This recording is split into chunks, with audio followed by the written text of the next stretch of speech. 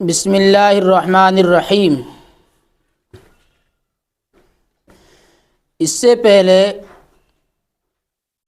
ہم نے حیات الصحابہ کا حصہ اول شروع کیا تھا، اور حصہ اول کے شروع میں ہی سورہ فاتحہ حضرت مولانا یوسف کاندھلی رحمۃ اللہ علیہ لکھ رکھی ہے، اس کا ترجمہ بتلایا تھا اور ہم نے اس کی تفسیر بتلائی تھی۔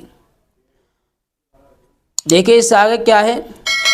قرآن کریم کی آیت ہے کہ ان اللہ ربی و ربکم فاعبدوہ ھذا صراط مستقیم۔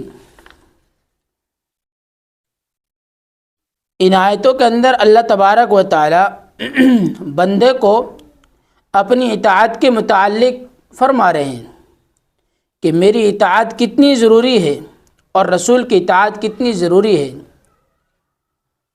اللہ اور اس کے رسول کی اطاعت زندگی میں نہیں ہوگی تو پھر ایمان قبول کرنے کا کوئی فائدہ نہیں ہوگا، کیونکہ ایمان تبھی جا کر مانا جائے گا، اور ایمان کی قبولیت کی علامت یہی ہے کہ اللہ اور اس کے رسول کی اطاعت کی جائے۔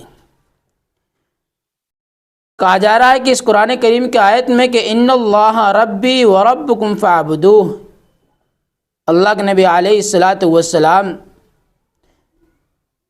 سے یہ بات کہی جا رہی ہے کہ یقیناً اللہ میرا رب اور تمہارا رب ہے، فاعبدوہ، اسی کی عبادت کرو۔ جو میرا رب ہے وہی تمہارا رب ہے، اور اسی کی عبادت کرو، میں بھی اسی کی عبادت کرتا ہوں۔ ھذا صراط مستقیم، یہی سیدھی راہ ہے۔ اس کے علاوہ جتنی بھی راہیں، جتنے بھی راستے ہیں، سب گمراہی اور ضلالت کے ہیں۔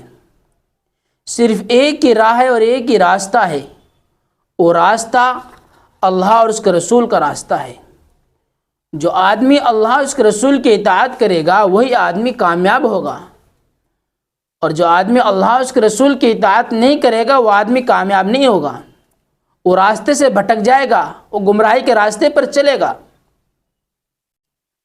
اس سے اگلی والی آیت ہے وقال اللہ تعالی قل اننی ہدانی ربی الی صراط مستقیم، قل اننی ہدانی ربی الی صراط مستقیم۔ آپ کہہ دیجئے، نبی سے کہی جا رہی ہے بات، کہ آپ کہہ دیجئے کہ بے شک میرے رب نے مجھ کو سیدھی راہ دکھلائی، سیدھا راستہ دکھلایا۔ بے شک میرے رب نے مجھ کو ہدایت دی سیدھے راہ کی طرف۔ کیا ترجمہ ہوگا اس کا؟ کہ مجھ کو میرے رب نے ہدایت دی الی صراط مستقیم، سیدھے راستے کی طرف، سیدھی راہ کی طرف۔ یعنی کہ جو راستہ نبی کا راستہ ہے وہی راستہ تمام مسلمانوں کا ہونا چاہیے، اسی راستے پر کامیابی ہے۔ ورنہ اس کے علاوہ جتنے راستے بھی ہیں تمام کے تمام راستے گمراہی اور ضلالت کے ہیں۔ اور پھر راستہ کیسا ہے؟ دین کون سا ہے؟ دینا قیما ملت ابراہیم حنیفہ وما کان من المشرکین، ایسا دین جو صحیح ہے، ملت ابراہیمی کا، جو ایک طرفہ ہے، ایک طرف کا ہے۔ اور اس کی تفسیر میں بات لکھی ہوئی ہے کہ نیچے یہاں حاشیے میں بات دے رکھی ہے کہ دین ابراہیم سے اسلام مراد ہے، اور حنیفاً سے مائلاً عن الضلالۃ الی الہدی، یعنی کہ تمام گمراہیوں سے الگ۔ اس راستے میں اور اس اسلام میں گمراہی کا شبہ بھی نہیں ہے، شک بھی نہیں ہے، ذرہ برابر بھی شک نہیں ہے۔ اسلام کا راستہ وہ راستہ ہے جو کامیابی کی طرف لے جاتا ہے، جو انسان کو دنیا کے اندر بھی کامیاب کرتا ہے اور آخرت کے اندر تو کامیابی اس کو ملے گی۔ قیما ملت ابراہیم حنیفہ وما کان من المشرکین، کہ ایسا دین جو صحیح ہے ملت ابراہیمی کا، ایک طرفہ، اور وہ شرک کرنے والوں میں سے نہیں تھے، نافرمانوں میں سے نہیں تھے، اللہ کو ایک ماننے والے تھے، اللہ کی عبادت کرنے والے تھے، اللہ کے علاوہ کسی اور کی بات نہیں کرتے تھے۔ قل ان صلاتی و نسکی و محیای و مماتی للہ رب العالمین، آپ کہیے کہ میری نماز، میری قربانی، میرا جینا، میرا مرنا اللہ کے لیے ہے، اس اللہ کے لیے جو تمام جہانوں کا پالن ہار ہے، جو تمام جہانوں کا پالن ہار ہے، تمام آسمانوں کا مالک، زمینوں کا مالک، پوری دنیا کا مالک ہے۔ کوئی انسان اس کے علم سے چھپا ہوا نہیں ہے، سب کا مالک خدا ہے، سب اس کے محتاج ہے، کسی کا محتاج نہیں ہے۔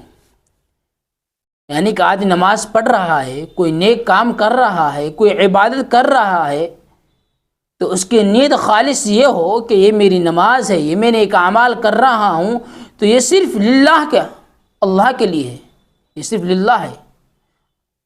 کوئی قربانی کر رہا ہے، بقرعید میں قربانی کر رہا ہے، تو اس قربانی میں اس کی یہ نیت ہو کہ یہ جو میں قربانی کر رہا ہوں یہ اللہ کے لیے ہے، یہ میرے لیے نہیں ہے، میں اس کو اللہ کو راضی کرنے کے لیے قربانی کر رہا ہوں، اپنی ذات کو راضی کرنے کے لیے نہیں کر رہا، بس میرا اللہ مجھ سے راضی ہو جائے۔ وہ محیایا، اور جو میری زندگی ہے، جو میں جی رہا ہوں، یہ صرف اللہ کے لیے جی رہا ہوں، اور کوئی میرا مقصد نہیں ہے۔ ومماتی للہ رب العالمین، میرا مرنا بھی اللہ کے لیے ہے، جو تمام جہانوں کا پالن ہار ہے، رب العالمین ہے، رب الحکمین ہے۔ لا شریک لہ وبذالک امرت وانا اول المسلمین، اس کا کوئی شریک نہیں، اللہ ہی عبادت کا لائق ہے، وہ اپنے ساتھ کسی شرکت کو قبول نہیں کرتا، کوئی شریک نہیں اس کا۔ وبذالک امرت، اور مجھے اسی کا حکم دیا گیا ہے، اور میں سب سے پہلے فرما بردار ہوں، سب سے پہلے فرما بردار ہوں۔ تو دوستو یہ چند آیتیں ہوئی ہیں، ان کا ترجمہ ہم نے آپ کو بتلایا ہے، اور دھیرے دھیرے ہم چل رہے ہیں، انشاءاللہ آپ کے سامنے اسی چینل پر حیات الصحابہ کی تینوں جلدیں بیان کی جائیں گی۔ السلام علیکم ورحمۃ اللہ وبرکاتہ۔